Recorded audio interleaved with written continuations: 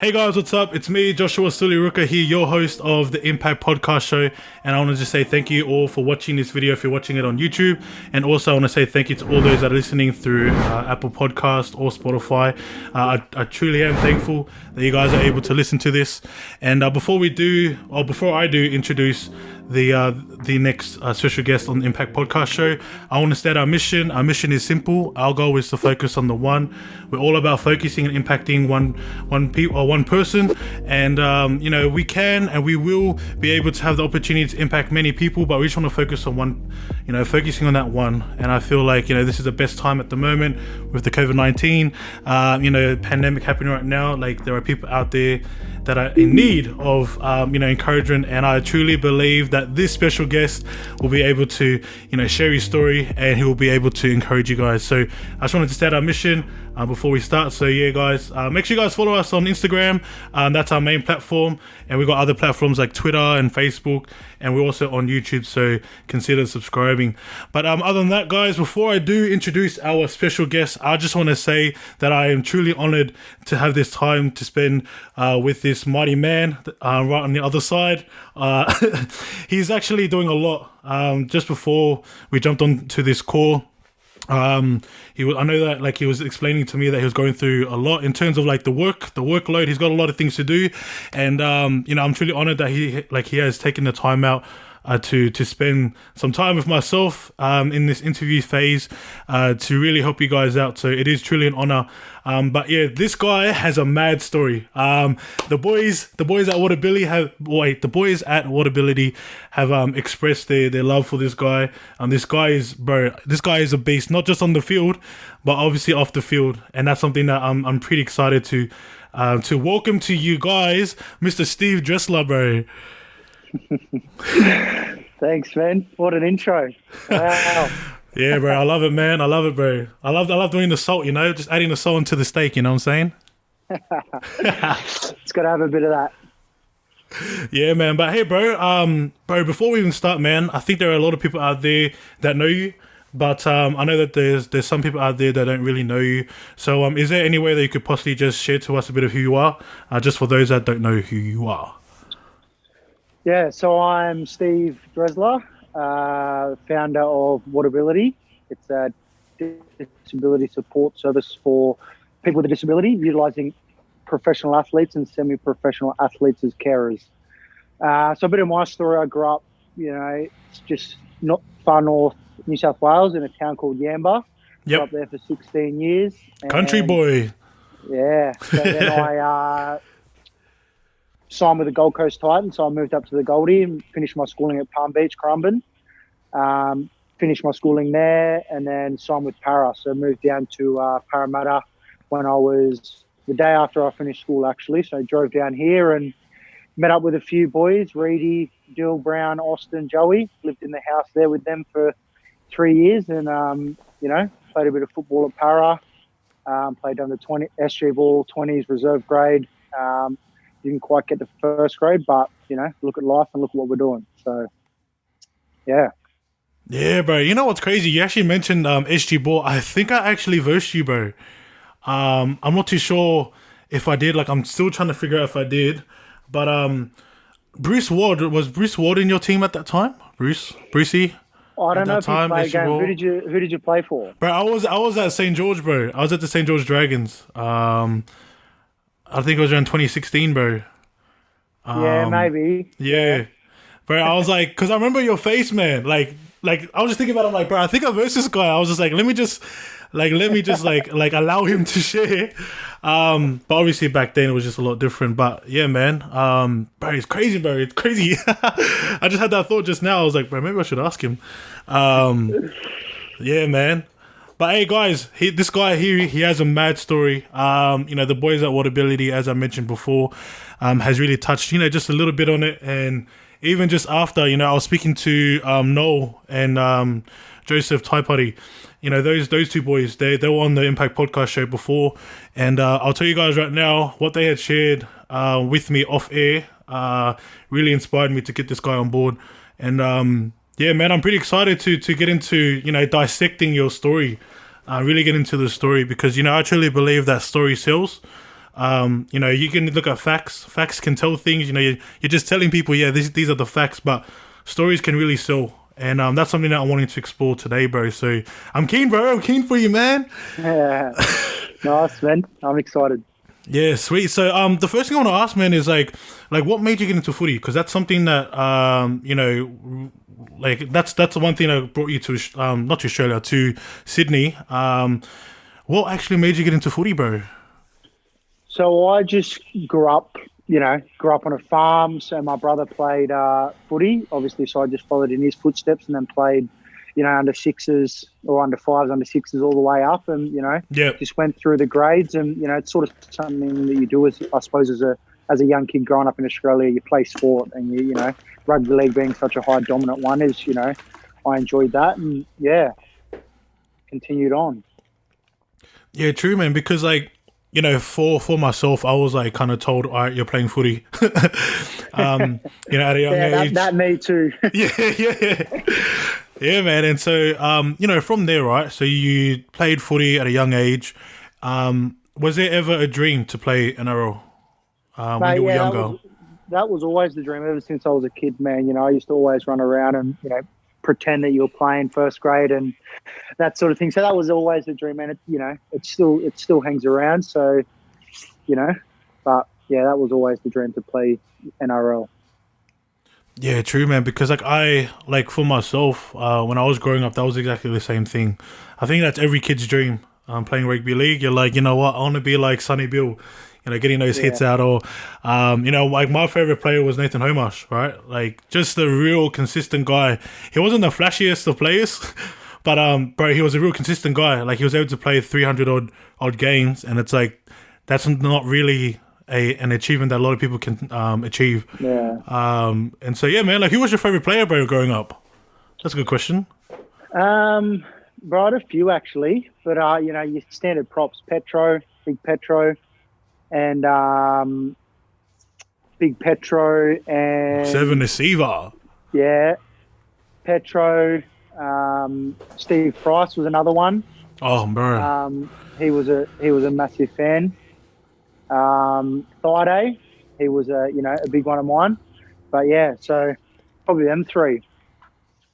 Yeah, true. Because like for me, I think about like certain players. Like there's a certain reason why people love certain players. Like I remember my older brother, he used to really, really enjoy Aukafolau growing up. And he's like, oh, Israel, and he'll do the jumps. And then you have Fui Moi Moi, like back in the days. Like you just have like all these props saying, oh, Fui's coming down.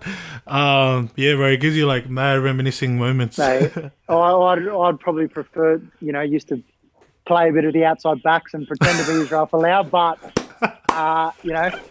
probably got told to get back in the middle. When dreams are free, eh, bro? Right.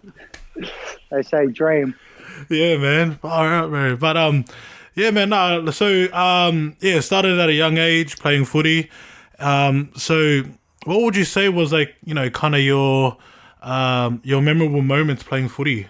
Was there any memorable moments that you had playing footy?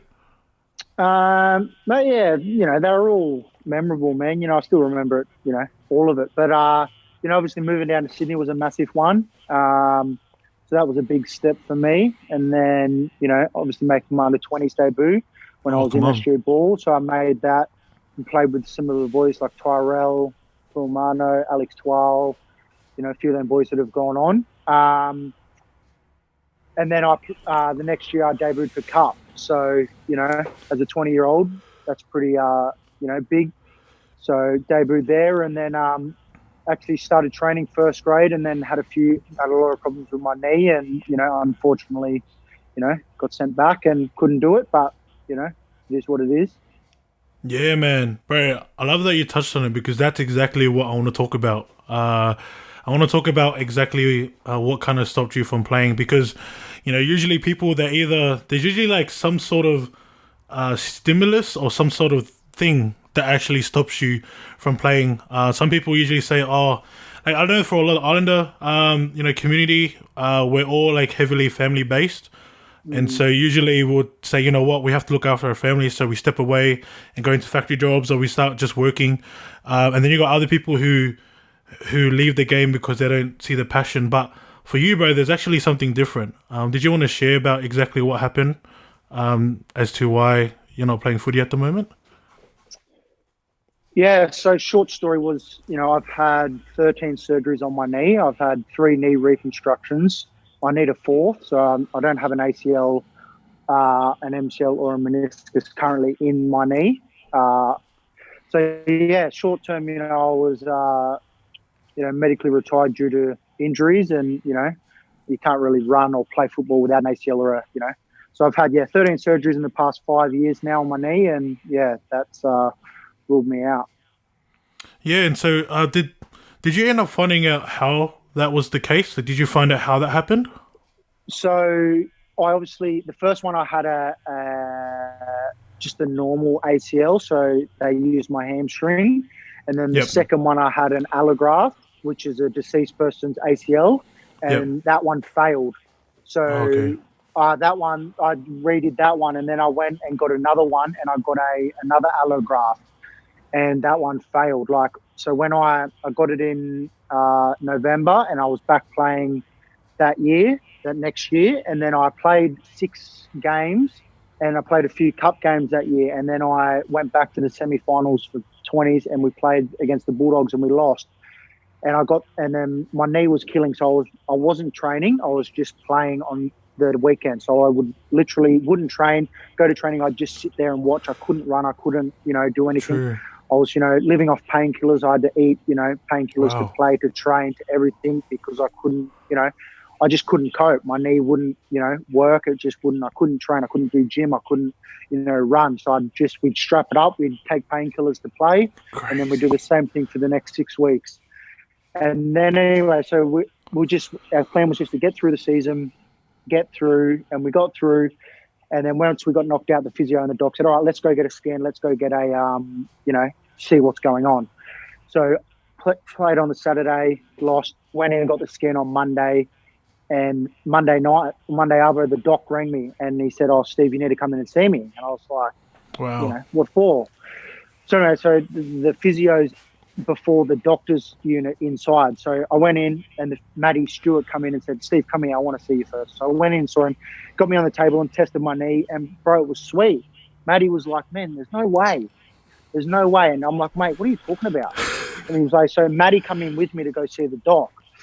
And I was 19 at this time. So I went in, saw him, I was 20 at this time. So I went in, and he's like, mate, your ACL's absent. Wow. What? So that spun them out. They got me on the table, and my ACL, it feels it's there, when they do the test with your knee. Yeah. And, so they done all that, and, they were like, mate, it's fine. There's nothing, but then the reports from the surgeons and from the doctors and that, once you get the MRI, it says it's absent, and my medials and my meniscus is teared right the way through.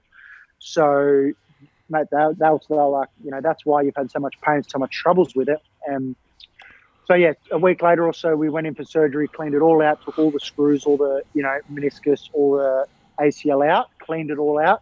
And now we've just left it and trying to get through without it. Because, I don't really want to go through another whole thing unless I'm going to go and do something, or unless I'm going to go back and play or run or something along them lines, But at the moment, there's no real thing for it, because the last 2 allografts have failed. My body hasn't taken to them. So, we're running out of options. And at the moment, there's not really much they can do in their honest opinion. They've said, Steve, all we can do is just, try and strengthen and hope for the best.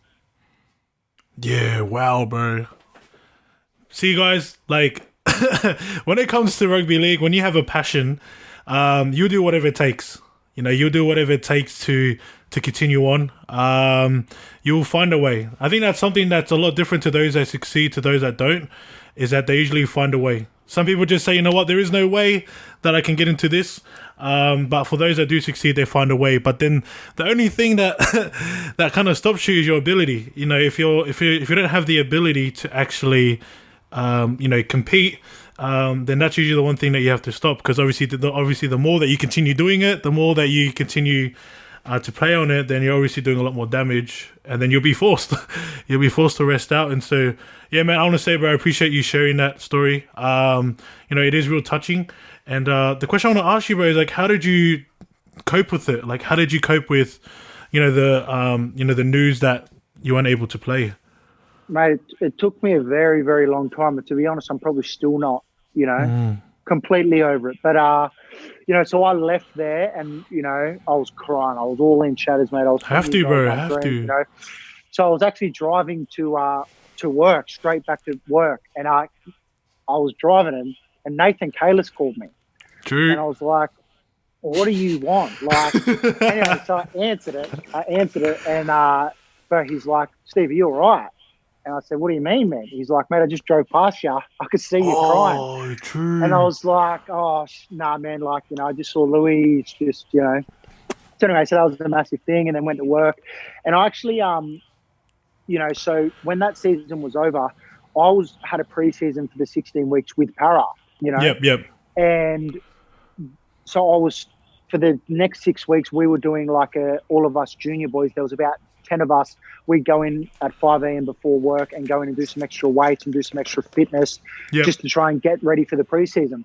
Anyway, so I'd done that, and I'd done that for about 2 weeks, and my knee could not handle it, Wow. So it could not handle, any. So, I was angry at them for that, but, at the end of the day, my knee couldn't handle the load of being a first grader. You've got to be able to train. Brad Harper's massive on, you need to be able to train to be able to play. So, so obviously, I had a lot of tough moments that next couple of, months to years. Obviously led to drinking and, recreational drugs and, painkillers were a massive thing because obviously I was taking them consistently for my knee and to be able to get through. So they become a problem and, everything goes on from there, just working, training. And, obviously I was still living with a few of the boys and, Austin and Reed, Marnie and Dill Brown, they were my best mates. They still are, but, they were playing first grade, Reedy and Dill consistently. And, that was obviously tough for me, but seeing them and, but obviously so happy for them as well. But, seeing a lot of them boys, Ray Stone and Oregon playing now when I was playing with them and, playing, in the same team. So that was a tough, but, it is what it is. And, it keeps going, doesn't it? Yeah, man. Bro, crazy that Nathan Kalis seen you, eh? Like, what a coincidence. Yeah, what a coincidence, bro. I was driving and he popped up on my phone. I was like, bro, what could you want this time? And yeah, he's like, I saw you driving. So. Wow, man. What a story, bro. This is touching me, man. Just from listening to this, bro. So, yeah, man. So, so my question to you now is like, what made you move on? You were told that you weren't able to play. You're told that there's nothing that we can do for your knee. Obviously, you had a lot of emotions to it. Even to this day, still trying to cope with it. So my question to you, bro, is how were you able to manage it? How did you manage this? Like, you were told the truth. How were you actually able to process it? How were you able to manage it? There's this place called Giant Steps. Yo. It's probably what saved me. Yep. There's a lot of good people around there, and Dean Feeney at Parramatta, he's been a massive part. But yeah, so I started at GS a few years before that, so I was working there full time consistently, but during while I was playing, and with my knee and that. And yeah, so mate, that just makes you realise how lucky you are, and what you're doing in life, and how you can help others, and makes you realise there's more to life than football. There's more to life than, what you're actually doing. And, if you can help out others in any way, then you've got to. Yeah. And did you want to just touch base quickly on what Giant Steps is? So Giant Steps is a school for kids with autism. So it's solely a school for children with autism to go to learn, not only curriculum, but life skills and, a safe place where they can go and not be, kicked out or judged or something. Because a lot of our kids, come from them schools that have been expelled or suspended, and they can't go to a mainstream school because of their challenging behaviours or because of their, their social stuff. So, so Giant Steps is a school for kids with autism.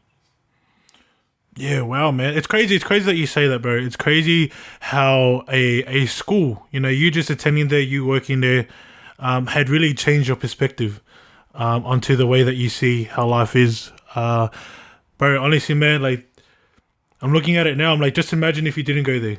You know, just imagine if you, just imagine if you, I don't know, were working in the factories or doing a laboring job. Like, I think, I'll have no clue because I've never worked in a labor job ever in my life. I don't think I ever will too. But I don't know. Just by what I see, it'll probably be a lot more easier to cover. You know, just go to work, build stuff. You know, and chuck the concrete in the floor, and then go home, and then I don't know, go on the piss, or I don't know. I have no clue, bro. But by the looks of it, man, like it looks like just from what I'm seeing from you, bro, and what you're doing right now, it looks like you've done a good job. You know, and I'm actually keen to explore that right now.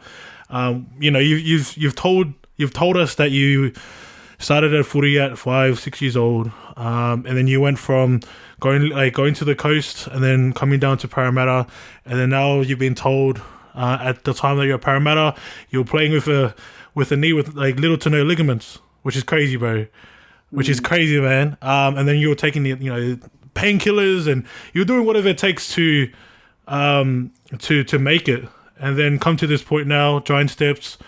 Really opened your eyes, and so now I actually want to try and get into really figuring out how you got into this. And if you guys can't see, or for those that are listening, you won't be able to see this, but at the moment Steve Dresler is wearing a jacket, and on the jacket it says WhatAbility. So I can't wait to share it to you guys what he's doing with this. So for all those out there, he did mention at the start, he is the founder and CEO of WhatAbility. And bro, I would love for you to share to me exactly what is your passion, bro? What is the actual passion behind WhatAbility for you? Well, so mate, the passion, so firstly, WhatAbility is a disability support service, utilising professional athletes and semi-professional athletes as carers. We've got all different disabilities on there: Down syndrome, cerebral palsy, autism. The list goes on. So it's just taking kids out in the community, having fun, making them smile, making them laugh. And at the end of the day, if you've done that, you've done your job. We need to change what success looks like for these kids or for these clients. Come on, man. And judge that on happiness. If they're happy, that's the end goal. So how it started, mate, I worked at another through the school and with some kids on weekends. And I, had a few, when I was at the club, when I was at Giant Steps, I was sort of the boss of the football program we had there. So I had about 10 boys there. And a lot of them wanted to work on weekends. So I got them all work on weekends. And then I started WhatAbility. And I thought, why can't I make a little support service, just make an Instagram, share the photos, share what we do with athletes working with kids. Anyway, so in the first month, man, I got about 50 emails from randoms in Sydney just going like, wow, can you look after our kids? This looks amazing. Like, this is amazing. Can you look after our kids? Wow. And I was like, you know what, so why don't I make a professional athlete, semi-professional athlete carer service? Obviously you have other people on there that aren't athletes, but, the main selling point is the athlete. And, mate, since then it's just blown up, It's just been, unreal. So... yeah, so mate, at the end of the day, the passion is just, about the kids and about happiness, Come on, man. As long as the kids are happy, and, athletes are pretty good at that, man. Athletes, or young people in general, they either do it because they want to do it or, they don't do it at all. So, a lot of the boys and girls get a lot out of it. Their job's easy. All they have to do is make kids smile. So, it's pretty simple. Yeah, man, that's crazy, bro. Bro, I just had this thought, I was like, I was thinking about this actually. Even before I got the boys on, even before I got Noel and Joe on, bro, I was just thinking about. I'm like, the smart thing that this guy did, right? The smart thing that Mr. Steve Dresler done was he utilized professional athletes. Like he utilized professional athletes in order for, use professional athletes as carers. When I seen that, bro, straight away for me, man, I'm like, bro, spot on.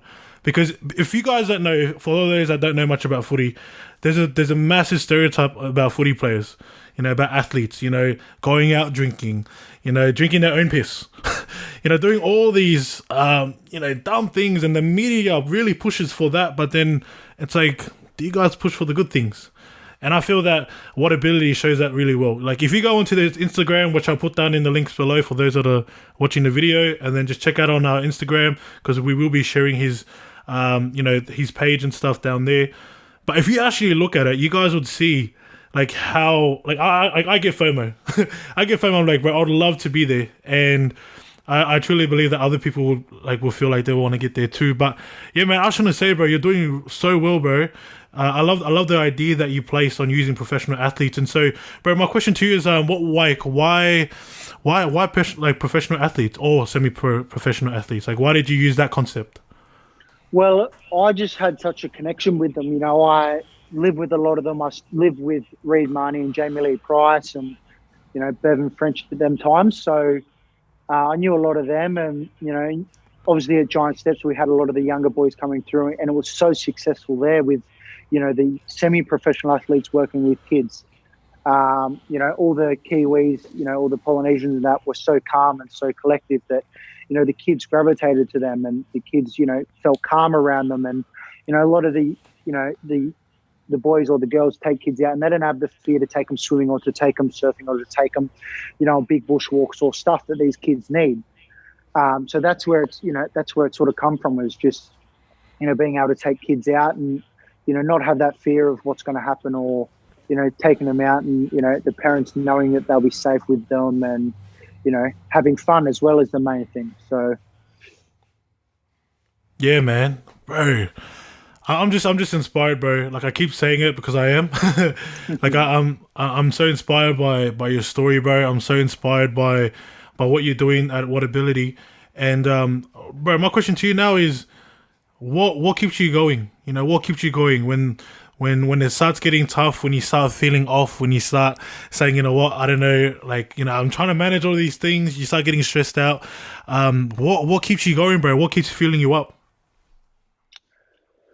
Mate, just, when you see what the families go through and the parents especially go through, you realise that our job's easy. Yeah. The parents have them for, say, for instance, we got them for 6 hours a day. The parents have them for 18, and you don't realise how hard they are, at home or, wherever they are with their families. With us, they're pretty chilled and they're pretty good. But, seeing them smile or seeing them happy or, seeing, how much, it gives the parents, that's just what keeps you going, and seeing, the smiles on the kids' faces or seeing, their happiness is, that's what gets you. Yeah, 100%. Because for me, bro, just looking, in general, like there's always something that fuels you up. Whether it's positive or negative, that's up to you. But I can see, man, I can see it through you, bro. I can see it through exactly how things are going. I can see that you are making tremendous success. I'm seeing the photos. I'm seeing the athletes. I even talk to those, like I actually talk to your staff, some of your staff, just about what makes WhatAbility so good. And then they're just telling me that, like, their insight on how much it's impacted their life. And bro, I want to say, man, like, good on you, bro. Like, you're doing so good, man. Keep going, bro. Keep going, man. I can't wait to see, I can see this becoming a global thing, a moment where you're going around countries, connecting with people. But obviously first we need to figure out, we have to look after our own backyard before we start looking after others, right? Exactly. But yeah, in saying that, man, what's the end goal, bro? So what's the end goal for WhatAbility? Like, where do you see WhatAbility, before the end of Mr. Steve Dresler? Mate, so, mate, just, who knows? But, obviously want to be Australia-wide. So I'll be Australia-wide, within the next year. Yep. Having, all the clubs from Queensland, Victoria, Melbourne Storm, Cowboys, all them clubs all involved and signing up their players and getting their players on board. But not only that, man, netball, soccer, AFL, rugby union, every code, involved and, having their staff work, on weekends, days off, in the season, during this, off season, whenever they want, whenever they've got time or whenever they've got a spare day, they can, work with a kid or take a kid out in the community and, hang out with them. Yeah, I love it, bro. I truly love it, and I can see it happening. Obviously, for the one thing I learned recently was, like, good things take time. You got to be patient. You got to be patient on this. And so, bro, my question to you, man, if all this stuff is that, so we've spoken about it, right? We've spoken about WhatAbility. We've spoken about, your passion as to why you do it, and what keeps you, fueled up. Now the question for me, man, is what does it take, bro? You're the CEO. You're the founder of WhatAbility.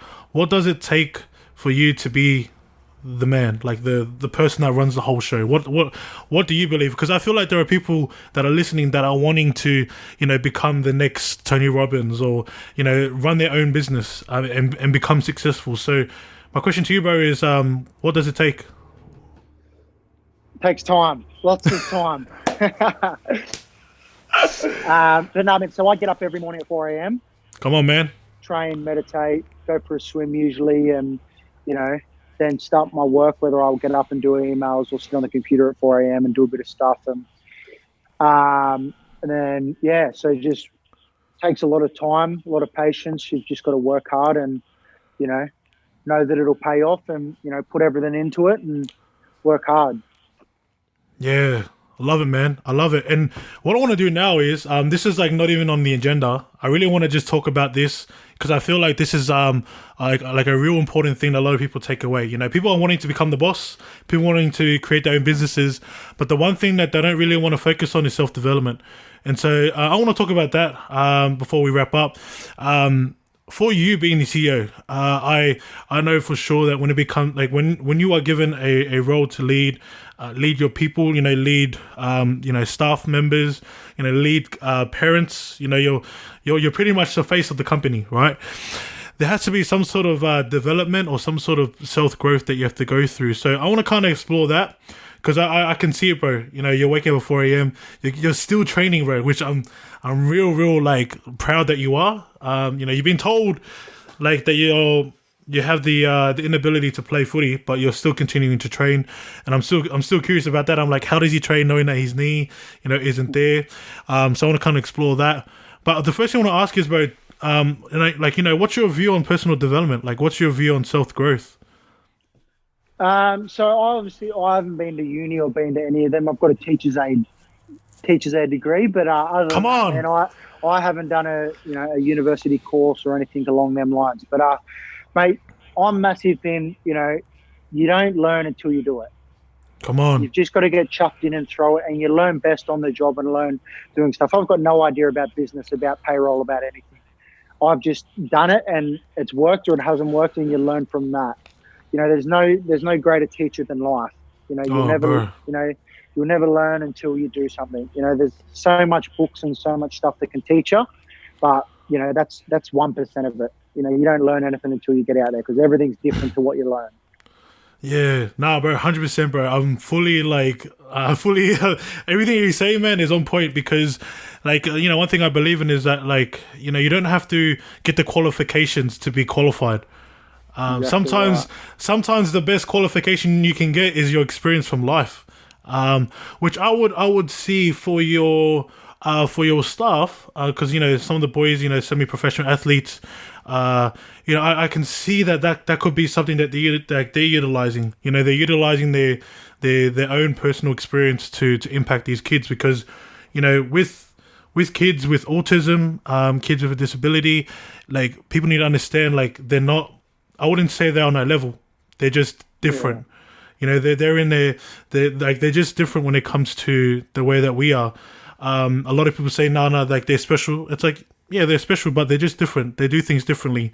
And I've learned that through, my job working as a wellbeing officer, and just understanding kids and understanding that they're just different. Some kids learn faster than others.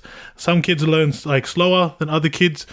But at the end of the day, it's also just on how they manage, how you manage the kids, and so I can see that in your players. I can just see it just from the way I see.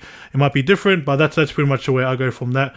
But yeah, man, I totally agree on what you're saying, man. About experience. Sometimes life is probably something that will help you out. Just go. Just do. That's something that helped me out to start this podcast show. I just started it. I just said, you know what, I'm just going to start a podcast show, and then I'll just learn as I go. I'm telling you guys, it may sound simple, but it's not easy. Mate, it's very hard running a business. Oh man, There's so many things you don't realise or you don't know about until they hit you on the head. You don't 100%. know the things are there, and yeah. Bro, it's like the iceberg effect, you know? You have like, you know, the little iceberg there, and then you have all the issues and all the problems that you go through. And like, that's the reason why I'm so passionate about, you know, running this Impact podcast show, because I get to, you know, chat with people like you, bro, and have these conversations, you know, where you can bluntly say, bro, it's not easy. Like, it's simple things to do. It's not easy, but I think it's also how you manage it. And so, yeah, man, my question to you is how you manage it. Like, how do you manage being the CEO of WhatAbility? Mate, I just, I meditate. Meditate twice a day. So that actually helps me a lot. It gives me more time, makes me able to, do things more and, cope more and be more focused. So, yeah, mate, I just meditate. I train is a massive one. Training is a massive one. And a bit of physical activity is a massive one for the body. But yeah, I just, again, there's no right or wrong way to be able to manage it. There's no way that my way is going to suit anyone. It's your way's your way, and that's how it is. You've just got to do it and figure it out and do what works best for you. But, my typical day is just get up, train, meditate, swim, work, train, swim, meditate, eat, bed. Yeah. And man, like, it's all about habits, eh? It's just all about building the habits. And consistency. Oh man, people, you don't realize, just stay consistent in what you do, and like you'll start seeing the rewards in the end. And like I always see, Steve just chucking stuff up, saying, "Bro, I'm looking at the time, like, bro, it's like 4 a.m., brother." Like, I love it, man, I love it. Like, not a lot of people are keen to go sleep early to start their morning off well. And I'm truly a fan of those that wake up early. I understand the pain at some stage that you wake up and you're like, bro, maybe I should just go back to sleep. Don't worry, we all have them thoughts, man. 100%. But also, man, yeah, like, just to add on to that, bro, like, it makes a big difference. It makes a big difference to those that, wake up and do the morning routines, meditate. Some of us have cold showers. And others just, train. And so, bro, my question to you, bro, is training, man. I want to talk about the training side. How are you able to train knowing that your knee issue? How are you able to manage that? I just do what I can, to be honest. Sometimes, Some days I can't squat. Some days my knee won't allow it.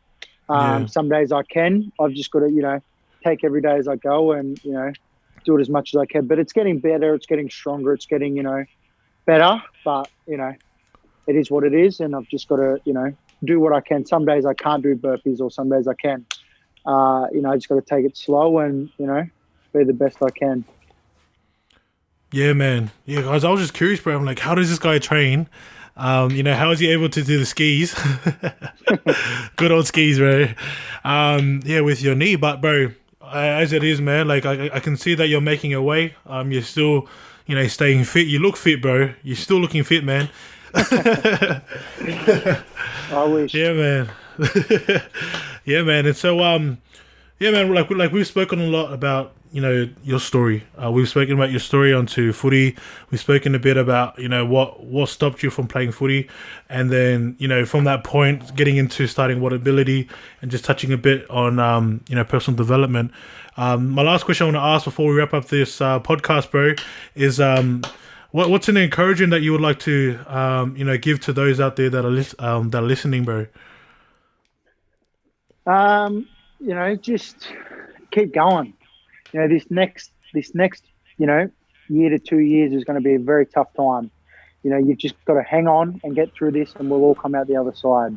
What we're going through now is, going to be once in a lifetime, and it's going to be very tough for some people. But yeah, just hang on with your mates and, get through it, and we'll get through it together.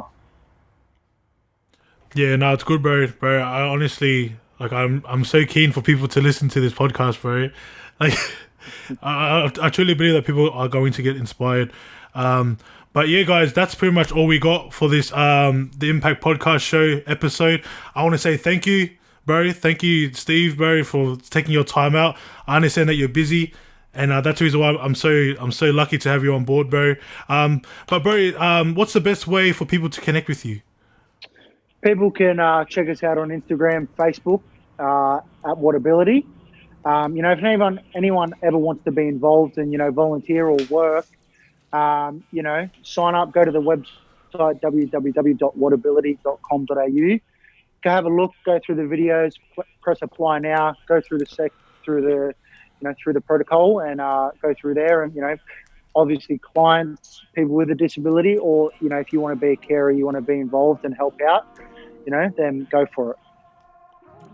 Yeah, sweet. And that's including parents, like as in families with, is that what you're mentioning? Parents with, clients with a disability, or parents with their child with a disability, they can sign up and press I'm looking for support, or if you're a support worker, you can press I'm a support worker and go through all the steps. Yeah, sweet. So what we'll do is we'll put that in the links down below for those that are watching on YouTube.